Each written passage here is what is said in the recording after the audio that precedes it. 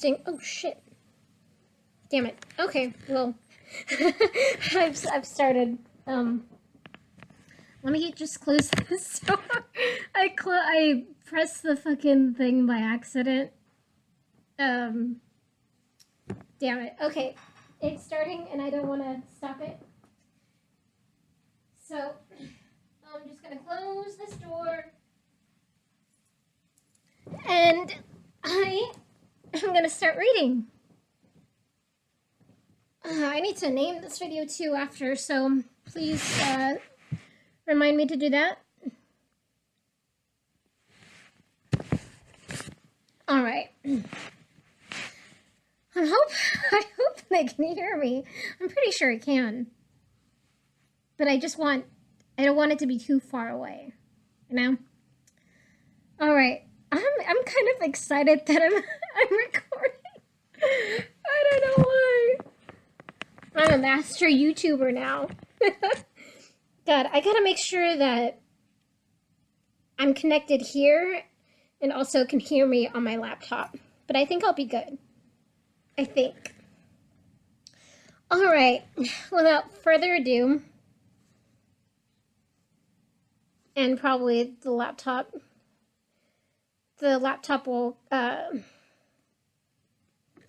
will get a lot of sounds like the book and me turning the pages and stuff, so hopefully that's not too much of a nuisance.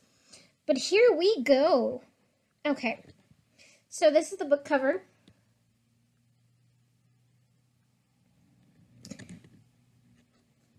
Nice, yeah.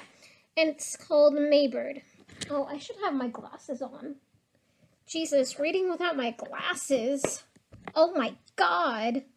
I don't know why I'm so pumped, but I'm so pumped. Okay. Wait, maybe I should pin that message. Pin. Yes, I'm pinning that message. Okay. Yeah, it's just you and me. Just like the good old days. Okay.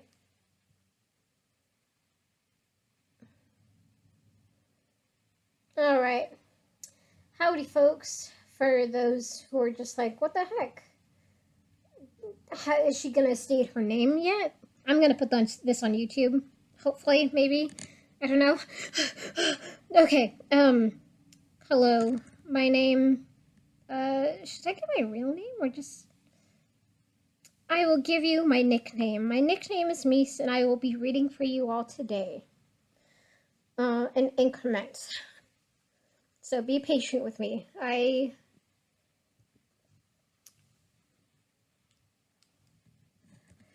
make a lot of mistakes, and I get off tangent a lot. I have a Discord server that has just a Discord of me reading, and they will comment, and I will respond while I'm reading, so please do not get annoyed with that. Whoa, ambulance. Anyway, yes, please do not get annoyed with me, and if you don't like my style, that's okay. But this is me. I'm gonna be reading Maybird and the Ever After by Jody Lynn Anderson. Yeah. Okay. And I have my boyfriend listening to me. Oh, so great, so supportive. Okay. Oh God, I feel so weird. Oh. Yeah, you're typing. I know you're typing something. Okay. Oh, I am doing great. Alright. So this is Maybird. Oh my God, it took me 4.5 minutes just to get to the reading part. Jesus. I am so sorry. Alright. And then there's another picture that I need to show you because it is a map. Hopefully that shows all the way. No, it got cut off a little bit.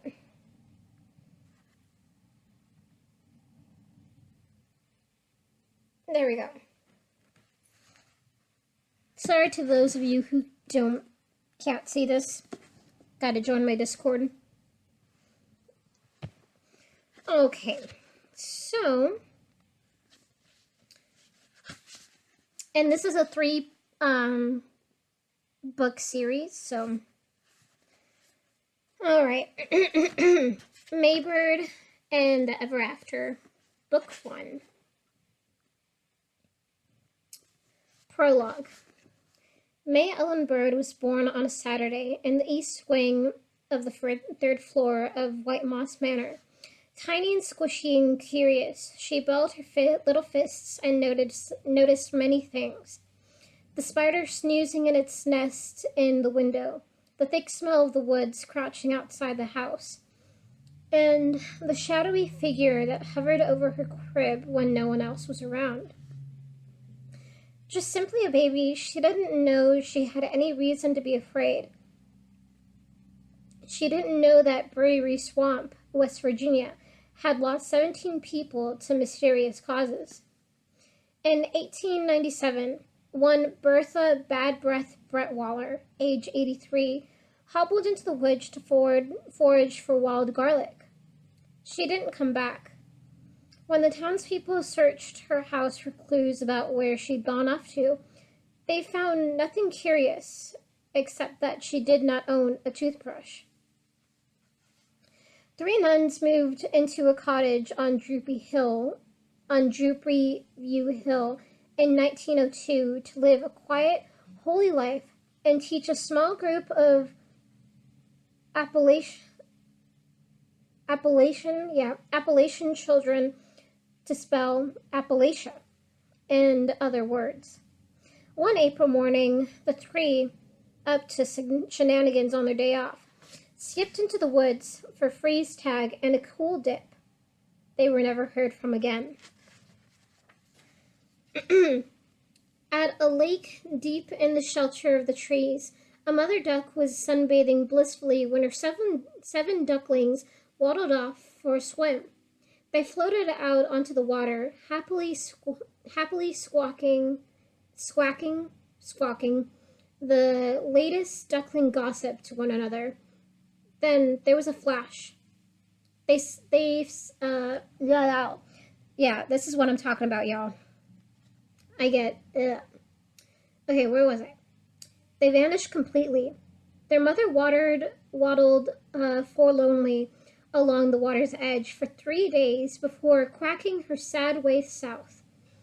Just being just a simple duck, she could not report the incident. The biggest and most shocking tragedy to hit Brewery Swamp came in 1927. That was when 12 fur trappers meeting for a trappers convention at that same lake and the hills went in to bathe under 3 feet of water and didn't come up again. Nobody in town knew of anything amiss for 3 days. They didn't know the trappers or even that they were in the area. Nobody ever would have known if it hadn't been for Elmo Peterson. Okay, I just want to make sure I'm okay. No comments to read, nothing. No. All right. Yeah, I'm glad I'm recording this because I don't want it to miss this.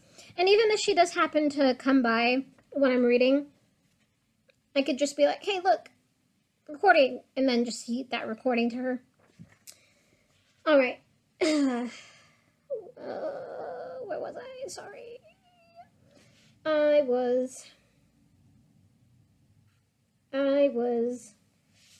Oh yeah. Nobody would have ever known if it hadn't been for Elmo Peterson. Elmo was the 13th trapper. He straggled onto Main Street that 3rd day, tired, hungry, and smellier than any skunk Brewery Swamp had seen since Tickles, the stuffed skunk that hung on the wall of the old post office. Jada Lincoln Tully, a reporter for the Brewery Inquirer, never did get the story because Elmo Peterson had gone stark raving mad. He took to wearing footy pajamas and jogging circles around town at midnight. The bodies of his friends were never found. After that, people started to move away. Judge Phineas Clearly McCreer. Sorry, this is like a little bit of a tongue twister. At least for me. Judge Phineas McCreerly said that he developed allergies to the West Virginia jasmine that bloomed nightly, and moved his family to Montana. A whole slew of lawyers and their families left with him. Alligator Jasper, who was named for the teeth scars he had obtained as a toddler on a visit to Louisiana, got his 17 cousins, who made up half the town, to go on safari with him in Africa. They were trampled by rhinoceroses.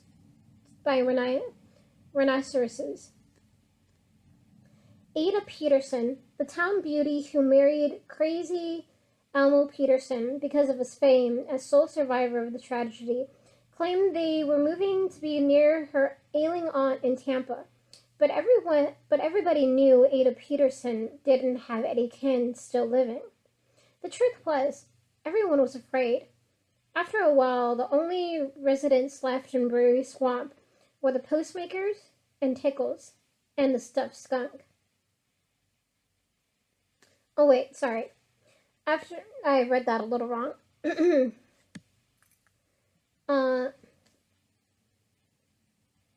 Bird flu.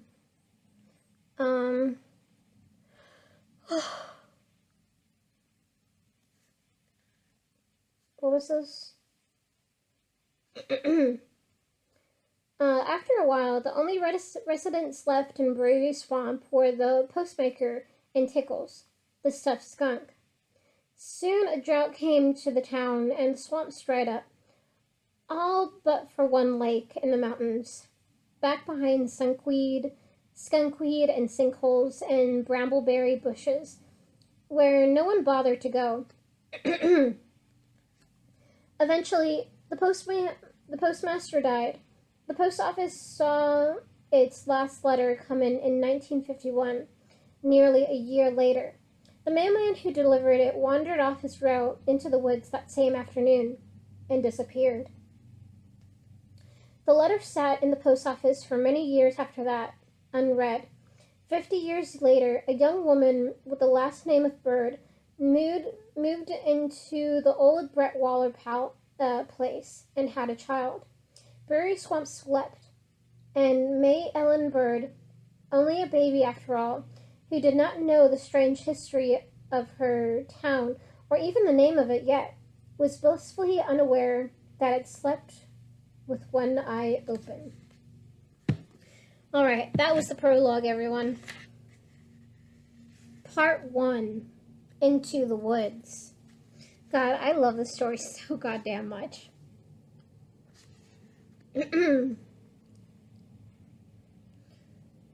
Okay. Alright. So, let me just take a swig of water.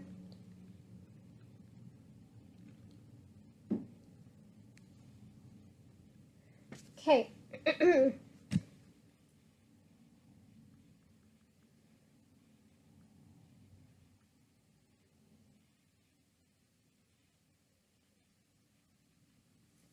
So, Chapter 1, A Sack of Beans. May Ellen Bird, age 10, occasionally glanced at the brochure her mom had taped to her door that afternoon and scowled. St. Agatha's boarding school for girls with high socks. I'm not joking. I love this book. A few minutes ago, May had taken her black marker and written the word socks over what had originally been the last word of the headline. Judging by the photos of girls in stiff plaid uniforms plastering the brochure, girls with high prospects was not nearly as accurate. The Woods watched silently through the farthest east window of White Moss Manor as May tried to concentrate on her work, and sometimes looking up from the curious projects strewn across her desk, chewing on a pencil, May watched them back. Sorry, I will have one of these moments where I will read something and I did not pay attention to what I just read, so. Okay, what was it? The Woods watched silently through the farthest east window of White Moss Manor as May tried to concentrate on her work, and sometimes looking up from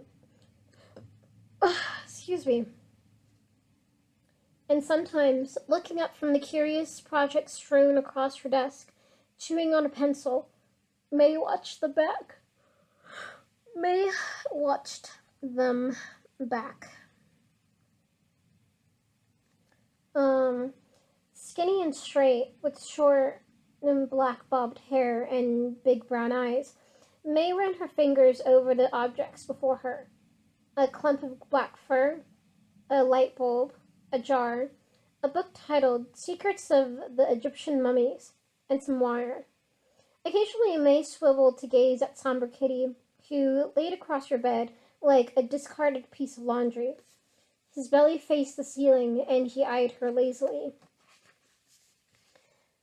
Neither May nor Somber Kitty knew it, but passing squirrels and chipmunks thought the cat was decidedly ugly.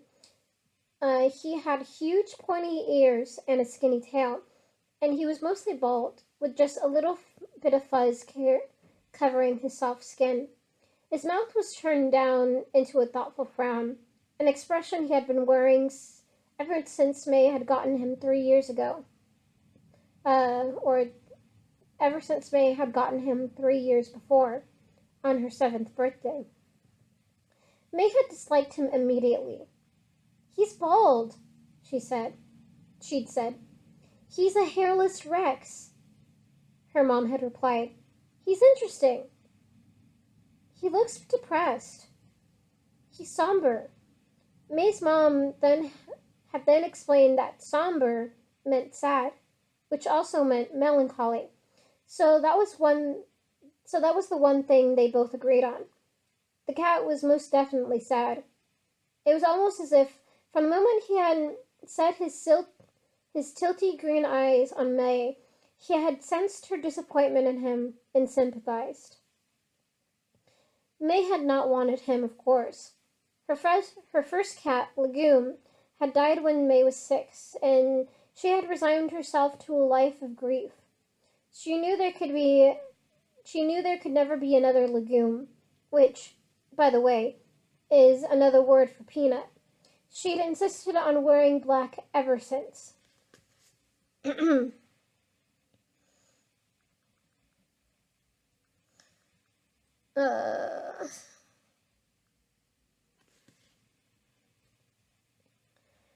But her mom had insisted on another pet.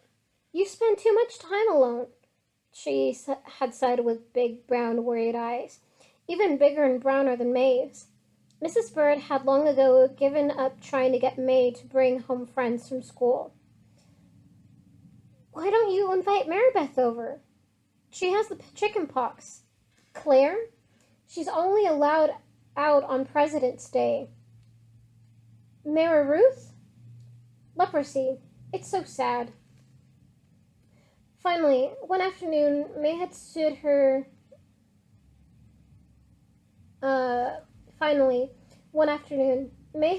in her mom's doorway, crossed her arms, and announced that she would accept a cat as long as it was a black tiger.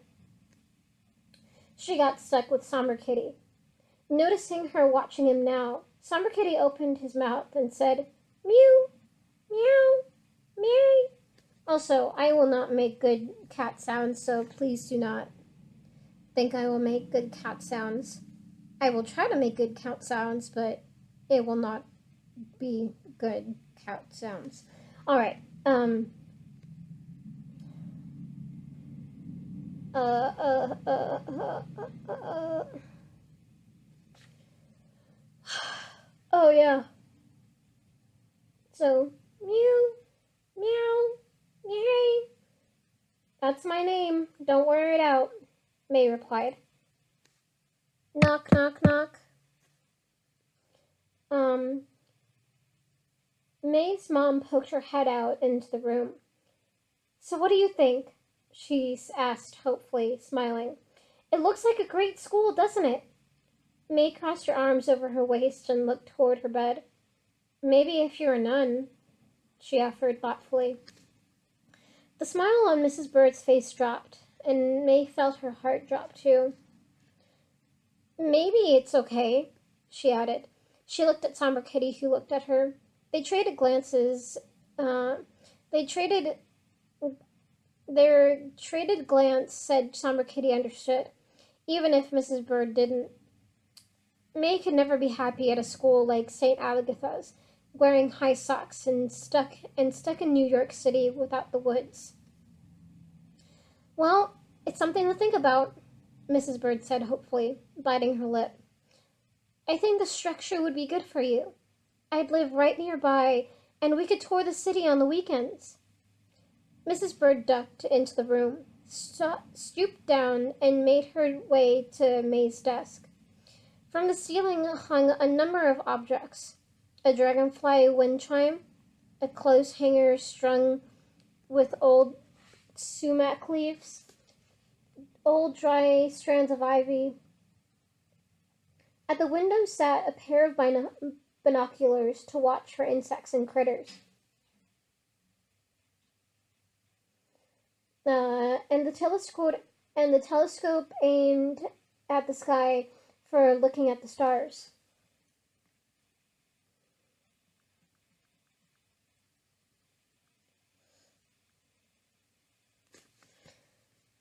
The walls were so covered in pictures that you couldn't see the old calico wallpaper. There were drawings of Lagoon, of Mrs. Bird, of the woods, and of imaginary places and friends and creatures. Some with wings and purple hair, black heaps and horns, and one particularly spooky one with a lopsided head. There were none of Somber Kitty, who often followed Mrs. Bird's eyes to the wall with hurt curiosity, searching for a likeness of himself. Studying the spookier, darker pictures, Mrs. Bird's eyes sometimes got big and worried again. You don't want people to think you're eccentric, she'd say, looking more somber than a certain cat. You ready for the picnic? Mrs. Bird asked, walking up behind May and hugging her tight. May nodded, tugging at the tassels of the sari she'd wrapped around her body like a dress, because Brewery Swamp was too small and empty to have a day. Wait, what? Sorry. Because Brewery Swamp was too small and empty to have a day. May and Mrs. Bird always attended the annual Hug Wallow Day extravaganza and picnic. It was 2 towns away, but it involved a parade and games and seeing all the kids from school. Yep, she replied, trying to say. Yep, she replied, trying to sound bright. Mrs. Bird kissed the top of May's head, her jasmine perfume sinking into May's sari. Your classmates will be happy to see you. May blushed. She doubted it.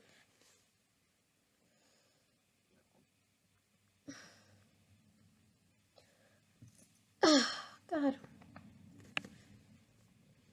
Oh,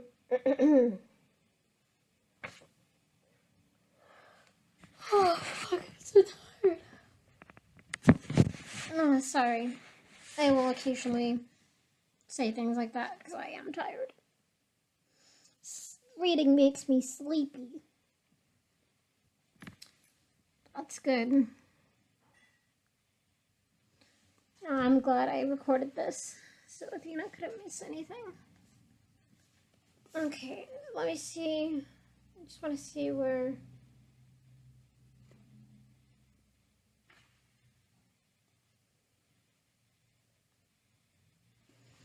I might read again tonight too.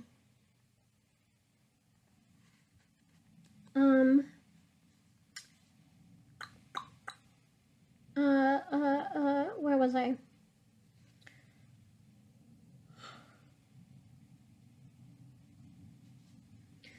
Okay, yeah. Mrs. Bird kissed the top of May's head. Her jasmine perfume sinking into May's sari. Your classmates will be happy to see you. May blushed. She doubted it. May didn't mention since school let out, she had made improvements in secret, getting ready for this exact day. She had gained 2 pounds, eating sesame and peanut butter balls, 2 at a time, so she wasn't quite so skinny. Her knees didn't look as wobbly, as knobby as they had. And she had worked on her smile in the mirror. Usually, May's smile looked like a grimace, but she'd gotten it to look halfway normal, she thought. Girls with nice smiles made friends. Mrs. Bird liked to remind May of this when she came to volunteer on hot dog days and saw how May sat at the end of the 5th grade table, curled over her carrots. I don't know how to make friends, May would say, embarrassed. Well, actually, you don't really make friends, Mrs. Bird always replied. You just have to let them happen. May didn't think that was very helpful. What are you making now? Mrs. Bird asked. May surveyed the piece in front of her. A materializer. To make things you imagine real. May surveyed the pieces in front of her. A materializer. It makes things you imagine real. Like if you imagine a pair of emerald earrings, it makes the earrings appear. May surveyed the pieces in front of her. Oh, wait, no. Mrs. Bird crouched, moved back toward the door, then turned a thoughtful gaze on May. Maybe you should be a lawyer someday. Then you can make enough money to get me those earrings for real. May glanced at the materializer. It was supposed to be for real.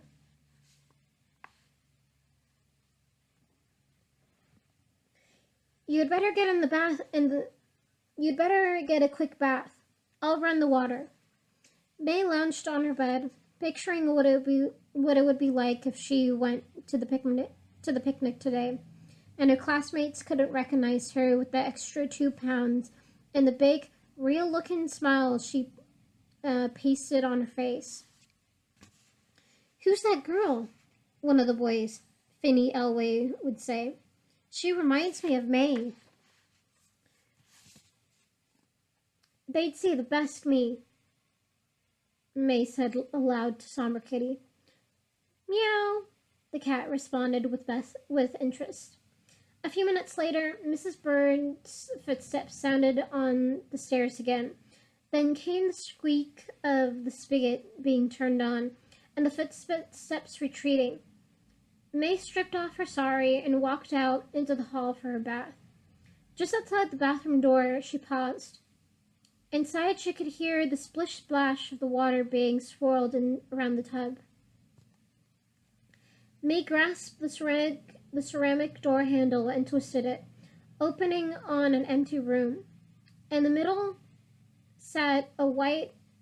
hold on.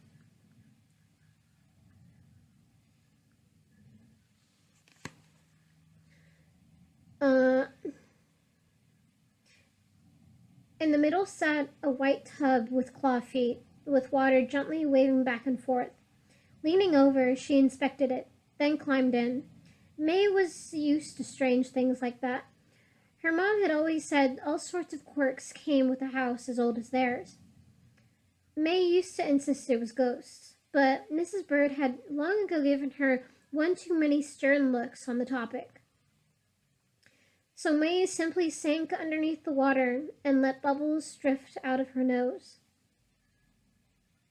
When she stepped out of the bathroom in a towel and a half an hour later, the steam poured out behind her, engulfing the tiny figure of Somber Kitty, who awaited in the doorway, licking his paws one by one. With the cat at her heels, May walked into her room and pulled on the turquoise tank top and shorts her mom had laid out instead of the usual black ones. Last summer, May had built a tiny shelf that snaked its way across the whole room, way up high. Along the sill was the collection of quartz rocks she'd carefully picked from the woods. Her mom swore they were worthless, but they seemed as dazzling and precious as diamonds to May. There was also a complete zoo of lopsided animals she'd made out of paper clips. A perfect heart-shaped pine cone she and Somber Kitty had found together in town, and an onyx brooch left behind by the lady who'd once lived there before them, a lady by the name of Bertha. The rose quartz stared at her as if they, too, wanted to go wherever she was headed.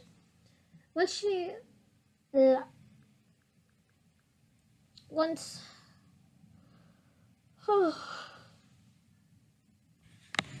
okay, I just want to make sure. Okay, there we go. Is it picking me up? I think so. Oh God, I hope so. Yeah, I think it is. All right. Anyway, the rose quartz stared at her as if they too wanted to go wherever she was headed. When she was dressed, she pulled the smallest one off the shelf and let it hitch a ride in her pocket for luck. The picnic was a disaster.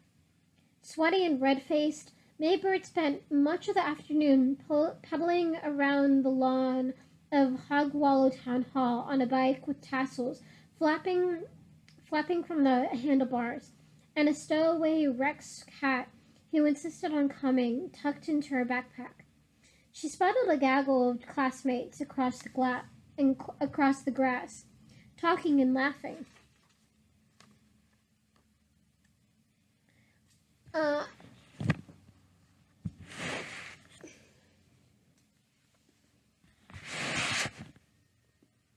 Talking and laughing.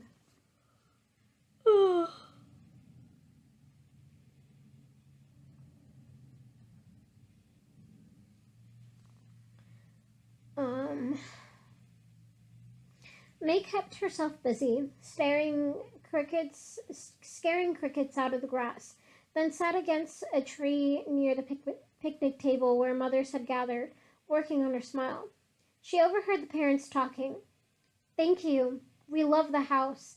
We're always getting offers," Mrs. Bird was saying, adjusting her hat in a familiar way. She had always said the sun on her face gave her wrinkles.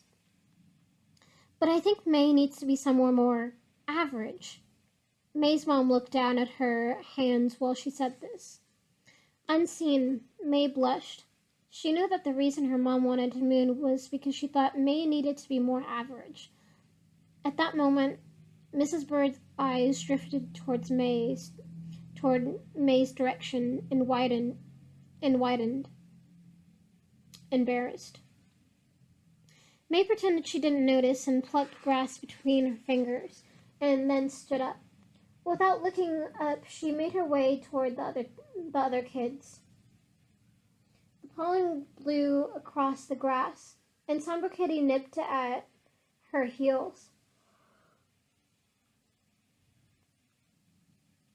Ugh.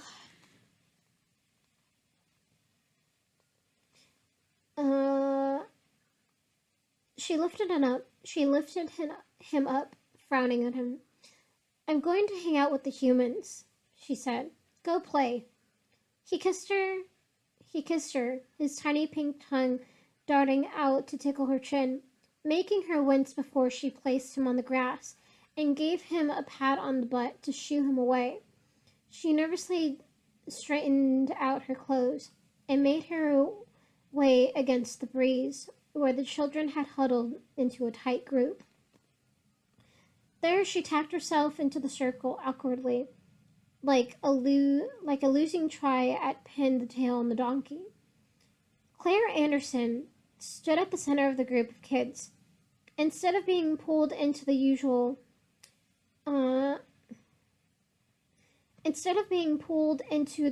pigtails, her hair was down and combed across her back, shimmery as mountain water. Two bright pink ribbon barrettes held back her bangs. May had always wondered why she couldn't be more like Claire.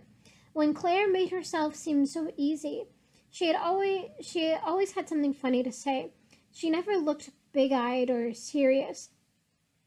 And she had a million friends, none of whom were bald cats. I'm only allowed to have 8 people, Claire was saying. Maribeth's coming, and Colleen. Finny, can you come?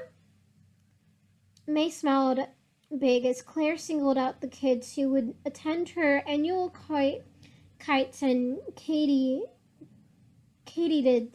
birthday party. Maybe they hadn't even recognized her yet. Maybe Claire would invite her to the party, thinking she was inviting a mysterious stranger. Hey, May. May brightened and nodded at Claire, as Claire turned to her, her chest doing a jig in her chest. Her heart doing a jig in her chest. Isn't that your dancing cat? Claire pointed one perfect finger across the lawn, and all eyes followed. Oh, disappointment. Yes. May tried her non-grimace smile again. It felt like the old one, grimace-like. The whole class remembered Somber Kitty because May had brought him in for her how-to report in February. Everyone else had done their reports on things like how to make a bologna sandwich and how to sew a pillow. May had done hers on how to teach her May had done hers on how to teach her cat to dance. It was one of the few times May's classmates had actually noticed she was alive in a good way. They'd noticed her in a bad way many times. It had sort of been cheating because Somber Kitty, despite his general sadness, loved to dance and had known how since he was a kitten. That was so cool, Fanny Elway said. May cleared her throat, her disappointment fading. They thought she had a cool cat. Yeah, Elmore Smith said. But the best was when May tried to fly off the roof of her mom's car with a bunch of balloons, remember? Everyone burst into giggles. May's heart sank. She tried to smile as if she was in on the joke. She rubbed the scar on her knee from that accident, which had happened at last year's picnic. Ever since then, she'd been afraid of heights. Hey, remember Mayboard? Sorry.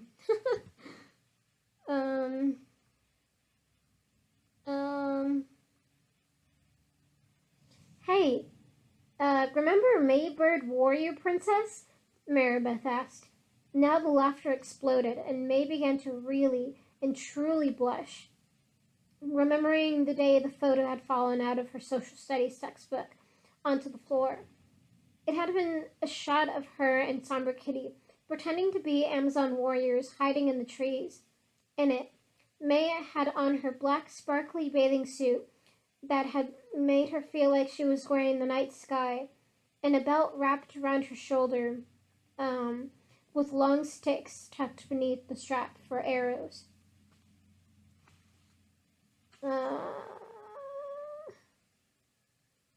Mrs. Bird had said May shouldn't dress like a half-naked wild thing, but she had stuck the photo into one of May's notebooks to surprise her and make her smile. It had surprised her by falling out. It hadn't made her smile. It had made her want to sink into the gold and green tiles of the school floor. Remember when May forgot to lock the bathroom door on the bus trip and it swung open? May shifted from foot to foot, looking at the ground to hide her flaming face. She gazed toward the adults' table helplessly, wanting to make sure her mom couldn't see. Luckily, Mrs. Bird was still busy walking with the other grown-ups. It was the three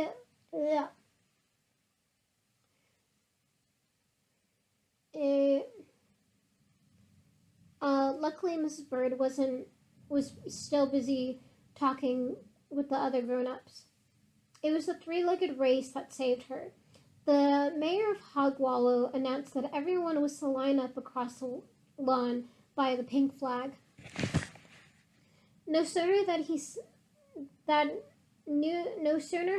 it than, shouting and laughing, the children went tearing across the grass.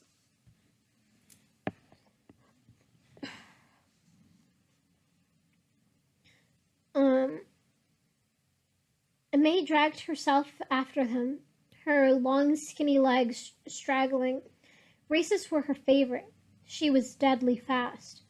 But you needed a partner for a three-legged race, and everyone paired up without her. Meow, meow, meow, Somber Kitty asked, appearing out of nowhere and rubbing against her shins. Cats can't race, May said with a sigh. They watched the racers line up, and then the starting bell went off, and Claire and Maribel pulled out in front. They were way slower than May would have been, but May would have traded her speed for a partner to race with. She turned around and walked back to her bike, far away from the crowd, and plopped down next to it in the grass. I think if I could go somewhere else, I could be someone else, she whispered to her cat. She picked a puffy white dandelion out of the grass between her sandals and blew on it and blew out the seeds. Somber Kitty, who always seemed to know May, had no one else to tell her feelings to, mewed in agreement, though he had no idea what she was saying. But that doesn't mean I want to move to New York, she quickly added. Then she slumped. She felt as heavy as a sack of beans. But then a sack of beans never got embarrassed or did stupid balloon tricks in front of other sacks of beans or forgot to lock the bathroom door. Come to think of it, life was probably easy for all the beans in the world. Being a sack of them wouldn't be so bad. May picked another dandelion and blew on it. Maybe I'd rather be a sack of beans, she told the fuzzy white floaters. Somber Kitty meowed disapprovingly. Don't worry, Kitty. I'm not going anywhere. Somber Kitty rolled himself into a ball and continued to stare at her. He didn't look so sure. Unless you know something I don't. At the edge of the grass, the trees watched her. They knew better. Alright, that was the end of Chapter 1. Chapter 1. I love this book. It's great. It really is great. I'm glad I'm fucking recording this. And I could have paused it whenever, like, intercessions like this happen, but, you know, I want to be as authentic as possible. Okay. Okay. Maybe I'll read another one. Another chapter? I think I have time for another chapter. Maybe two? No. Alright. One more chapter. So, chapter 2, A Letter from Before. Also, fucking finally, we have like chapter names now, like chapter titles. I love that. All right. So, chapter 2, A Letter from Before. All right, cool. No connection, no bad connection has happened so far. So, I'm glad. All right. Chapter 2, A Letter from Before. You can drop me off here. Mrs. Bird looked at May, then at the dirt road ahead of them, then back at May, who sat with her back straight, the way her mom always asked her to. Mrs. Bird ran her free hand through her wavy brown hair as she brought the car to a stop.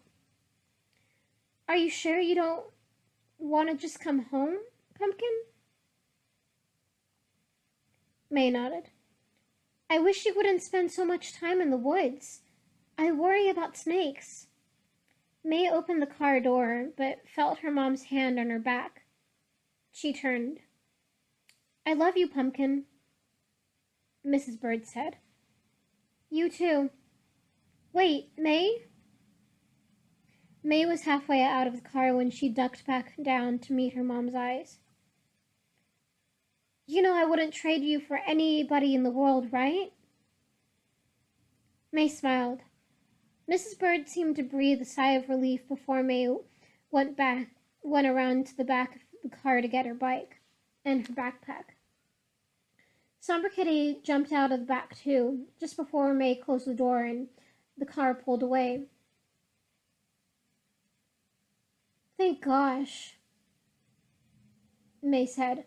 She looked around at the dilapidated and deserted main square of Brewery Swamp. Except for being dry and dead, it looked like any other town in the state of West Virginia. May had always thought that if the states were like people, West Virginia would be the shy relative of, say, Texas. Texas was big and bad and sprawled out flat, saying, "Look at me, I'm Texas." West Virginia was mysterious and liked to keep to itself. It hid in the folds of mountains, resting in the cool shade.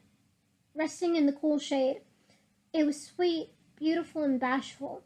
Its woods held its secrets, or at least it seemed that way to May.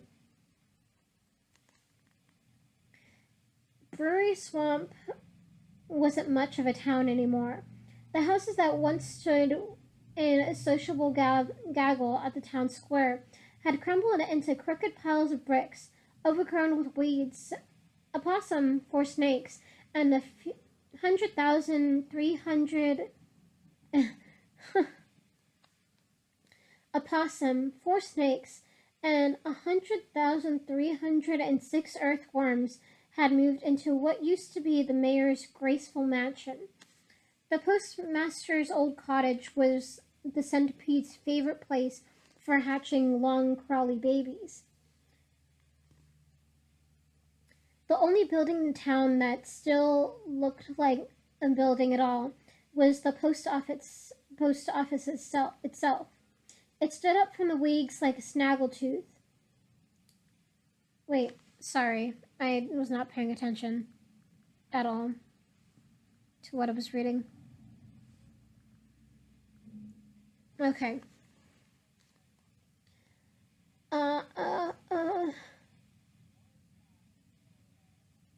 Hold on. Okay.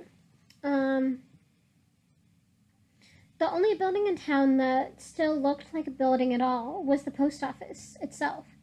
It stood up from the weeds like a snaggletooth. Three of its walls mostly collapsed and pouring onto the grass like a waterfall.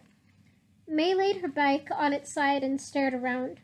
There wasn't much to do except meander around the square with Somber Kitty and tell him made-up stories about the people who'd lived here and why they moved away.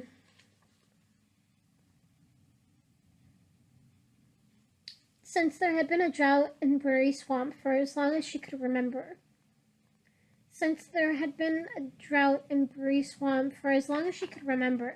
Her favorite theory was that the rain had retired to Florida, and all the people of Prairie Swamp had followed it there. Meow, Somber Kitty said, which May interpreted to mean, at least we have each other. The pair spent an hour or more kicking rocks up and down the road, until Somber Kitty ran off into the woods chasing a moth. Then, for the millionth time, May ducked in through the hole of the old post office and began digging through the rocks for treasures. She found a stuffed skunk mounted on a plaque. She had also found 3 old rubber stamps saying first class, second class, and third class. Now she thrust her hands into a pile of rubble against the back wall, sifting out the larger rocks from the smaller ones, hoping to find maybe another stamp or an old letter.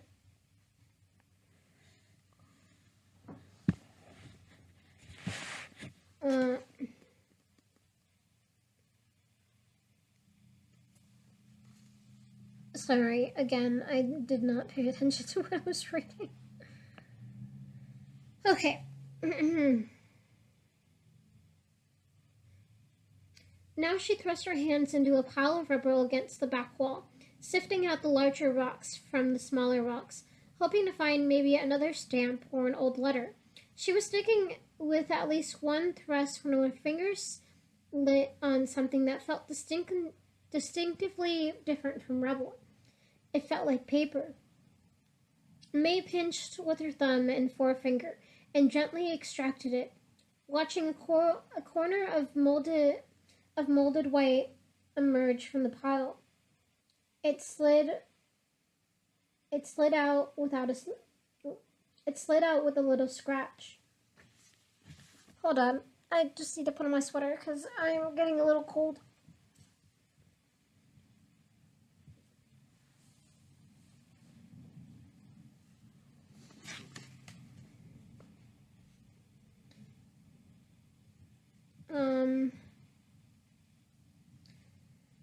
It was a letter. A huge find. May couldn't believe her luck. Yay! Oh. Meow. Oh, you scared me, May said, her heart Oh, you scared me, May said, her heart racing as she met Somber Kitty's tilty green eyes. Look at this. May held up the letter for the cat to see. Somebody didn't get their mail.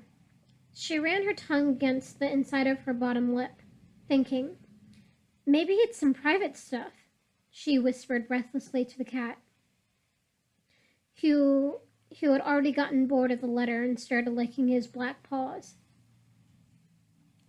The letter was clearly very old, yellowed with age.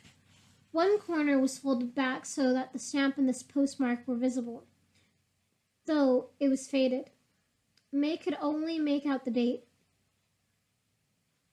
June 11th, 1951.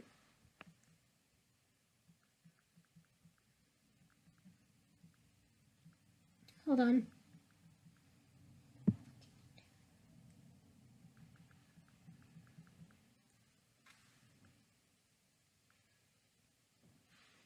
All right. I hope they weren't holding their breath, May said with a small, curious smile. A slant of light found its way through the hole in the wall and striped her face, making her look like two halves of herself. Where the flap of the envelope ended in a point where the flap of the envelope ended in a point where there was a faded stamp of a tree surrounded by snowflakes. And when May looked closer, a face of an old woman peering through the leaves. Hold on, I didn't read that right. Where the flap of the envelope ended in a point where there was a faded stamp. I don't like sentences like these. They just describe something and then that's it. Like, it makes you think they're leading up to like something, but it doesn't. Unless I'm reading it wrong. Where the flap of the envelope ended in a point, there was a faded stamp of a tree surrounded by snowflakes, and when May looked closer, the face of an old woman peering through the leaves. Okay, there we go. It makes sense. It didn't make sense when I first read it. May stared at the stamp for a long time. A knot of unease gathered beneath her ribs. It was one of the most prettiest pictures she'd ever seen, but her gut didn't like it. She had to think for a minute to figure out why, but then she had it. The thing about it was you couldn't tell if the person who'd drawn it had meant for the lady to be a nice old woman inviting you into the tree, or someone not so nice, waiting to pounce on you like a tiger. Letting out her breath, she turned the letter over, rubbed up the dust and mold covering the address, and froze. She blinked twice. She read the words in front of her 3 times, her eyes as wide as cereal bowls. The envelope, in blue, loopy letters, read, Miss May Ellen Bird, White Moss Manor, Bury Swamp, West Virginia. Meow? May jolted, her eyes shooting to Samber Kitty, who'd snuck up behind her. Shh, Kitty! She patted the cat's head absently, then returned her gaze to the letter. She looked at the seal on the back, then turned it over again to look at the address. Her address. She felt like a firefly was lighting her from the inside out. She stood up and looked around, then sat down again. It had to be a different May Bird, but then there was her address.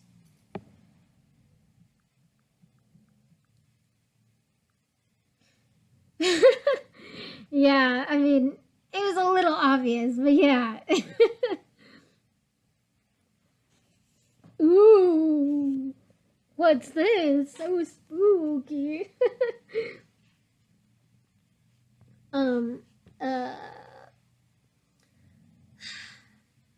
It had to be a different May Bird. But then there was her address. May chewed on a finger, thinking hard. The date had to be wrong. 1951. May didn't even think her mom had been born then. But if the date was wrong, and the letter was sent recently, then how did it end up buried under all the old bricks of the post office? And she's the ghost. No. I can tell you right now, that theory, that's not a valid theory. That theory is botched. I will tell you right now, she's not the ghost. He's both the child and the ghost. No! Sorry, you guys. I am responding to my boyfriend's comments on Discord about what he thinks is going on, which is not true.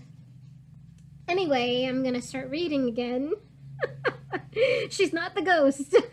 She's not a ghost. I swear. I swear to you. But if the date was wrong and the letter was sent recently, then how did it end up buried under all those old bricks of the post office? May turned the letter over and over. May turned the letter over again and again and again, trying to make sure she was really seeing it. Well, Kitty, she whispered, what do you think we should do? May bit her lip, then raised a pinky to her mouth and began nibbling just the tip. She lowered her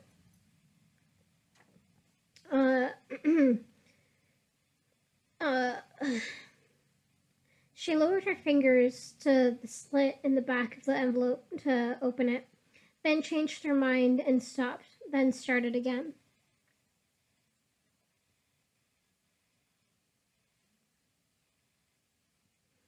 Sorry, I didn't pay attention to what I was reading. May bit her lip, then raised a pinky to her mouth and began nibbling just the tip. She lowered her fingers to the slit in the back of the envelope to open it, then changed her mind and stopped, then started again. When she started, she ripped it open with lightning speed. There was nothing strange about the letter itself, except what was written on it.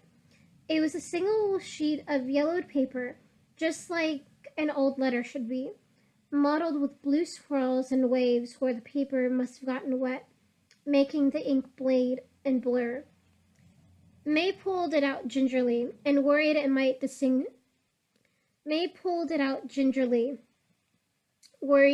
disintegrate. She unfolded it. Dear Miss Bird, the lady of North Farm has asked us to send you this map to Bury Swamp Lake, just in case. She thought you might be having trouble finding it on your own, and she is expecting you to be prompt. We are very sorry for the danger you will endure, but we eagerly await your arrival, should you survive it, as we are in great need of your help. The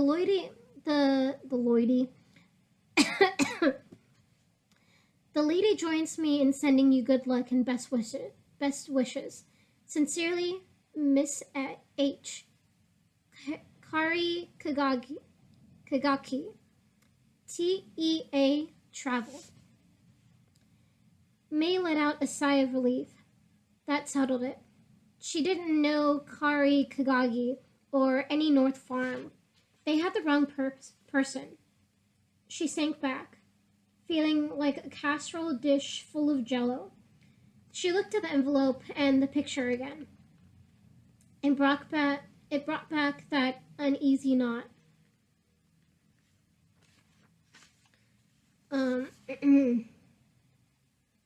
May's fingers stretched toward the map, and she looked at it sideways, trying to pretend that she wasn't looking at all. She immediately recognized a few things. There was the town square. There, the knot got worse, was the White Moss Manor, and there were the woods.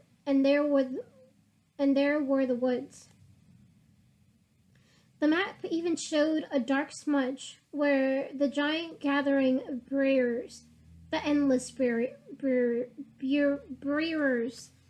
That is so hard to say.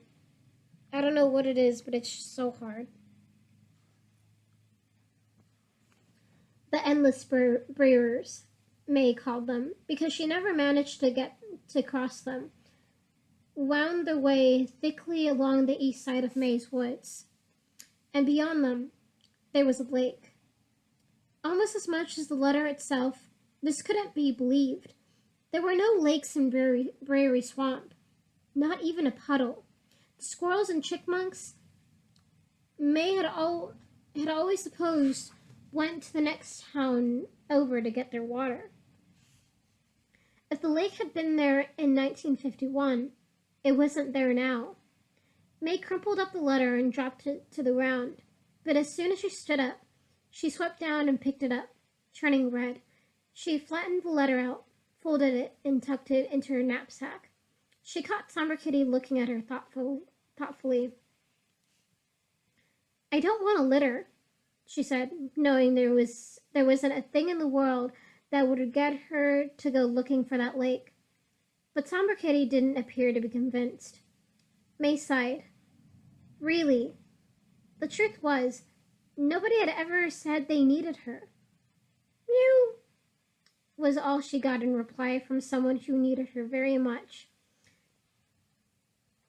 If a cat to English dictionary had been handy, and May had looked up mew, and it would have translated to something like curiosity killed the cat. May climbed onto her bike, held her knapsack down for the cat to crawl into, and together they headed home. All right. We are at chapter 3 right now. We will get to that, I think, later tonight. Let me just turn this thing off. Hope you enjoyed the read. Thank you, my dudes. Bye-bye.